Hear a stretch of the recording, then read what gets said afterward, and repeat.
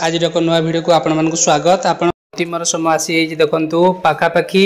आमर आडमिशन जो चलता पाखापाखि 6 मास 7 मास आडमिशन सरीगला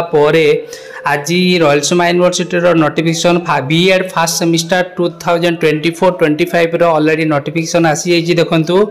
आउ तार एग्जाम फीज नोटिफिकेशन ऑलरेडी पलि आसी आपने देखिपे मुझे देखा आपको स्क्रीन रे आउ एटा आज अपडेट अच्छी आउ देखु लास्ट डेट रोची आपनकर जहाँ भी आपनकर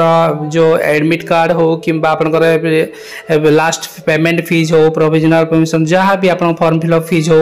तार लास्ट डेट ऑलरेडी आप देखिपे लास्ट डेट 17/4 रोची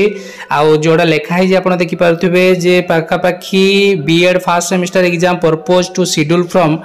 23 एप्रिल टू 2025 तथा 23/4/2025 रु तार शेड्यूलिंग हम आई थिंक ताने आपण मैंने भावी नियंतु जे 2023 माने एप्रिल 23/4/2025 रु एग्जाम शेड्यूल टाइम टेबल पळे आसीबो। I think last exam April last week रे निहाती हेबो बोली जना पड़ जाउची। आ आपण माने देखि पाथबे जदि वीडियोटी भल लागुची लाइक आउ सब्सक्राइब करबा जम्मा भूलंतु नाही। Thank you very much.